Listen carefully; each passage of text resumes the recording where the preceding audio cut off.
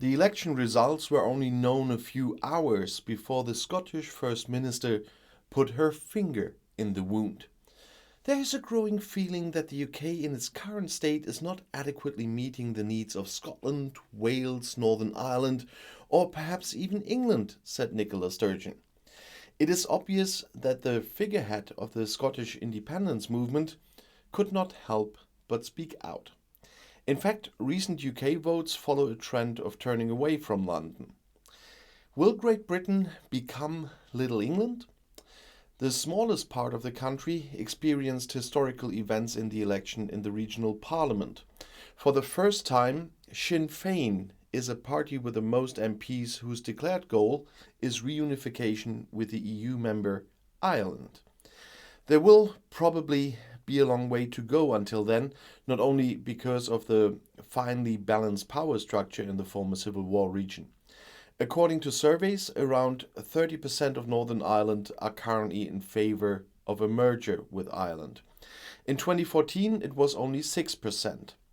The proponents also have demographics on their sides. It's estimated that more Catholics who support reunification now live in Northern Ireland than Protestants who overwhelmingly support union with Great Britain. But support is also crumbling within the ranks of the loyalists. Many, especially young people, see better future prospects in the EU state of Ireland since Brexit.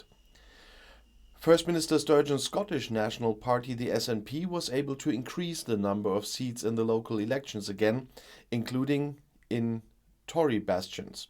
Sturgeon is targeting an independence referendum for late 2023. After the local elections, she announced that she wanted to introduce the necessary legislation soon.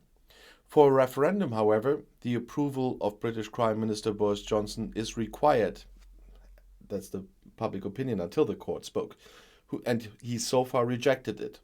In 2014, the Scots voted to remain in the Union. Sturgeon now argues that Brexit has changed the situation and that with the SNP's election victories in 2021 and 2022, she has a clear mandate. Ultimately, as I said, the courts will decide. In contrast to Northern Ireland and Scotland, a majority in Wales voted in favour of Brexit in 2016. But the implementation has deterred many. While only 5% supported independence in 2014, it's currently up to 30%. In local elections, the pro-independence Greens were among the winners. In addition, more and more people identify themselves as Welsh, as political scientist Richard Wynne-Jones found out. Their number has risen from 24 to 30% since the Brexit vote. The number of those who see themselves as British and Welsh, meanwhile, fell from 27 to 19%. It has become clear that Brexit is a national project to anchor and advance a particular understanding of a nation's past and possible future, Jones wrote. In other words, Brexit is primarily an English affair. No one in the UK is more pro-leave than Prime Minister Boris Johnson.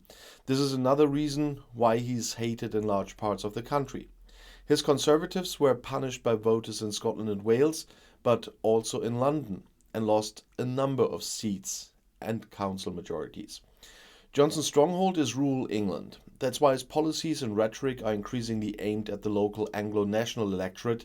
That's what experts are certain about. Former Tory Secretary-General Chris Patten said of his own party, "Part has turned into an English nationalist populist Johnsonian cult." But is that enough to actually tear the UK apart in the medium term? Political conditions in Northern Ireland are a hurdle to a border poll. Many Scots fear independence will spell economic disaster. And finally, in Wales, the pro-British Labour Party, which has managed to combine nationalism and unionism, rules safely. But trends can be seen. Last week's elections were another step on a path we have already taken, commented the news site Open Democracy. It is not inevitable that people in Wales, Scotland and Northern Ireland will really continue to walk it. But Johnson's administration is doing nothing to encourage us to reverse, they say.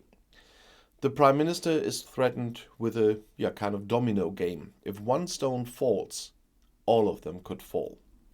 And as far as possible Irish reunification is concerned, today's Eurovision Song Contest is also a sign. The singer Brooke, an artist from Northern Ireland, represented Ireland on Thursday. Unfortunately, she did not make it to today's finals, but still. And while we are on the subject of the ESC, who do you think will win tonight? Who is your personal favorite? And by the way, you can do without the comments. I'm not interested in the ESC. Yeah, I don't care.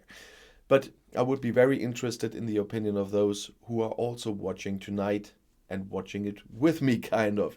So let me know your opinion, and I'll see you in my next video. Bis gleich.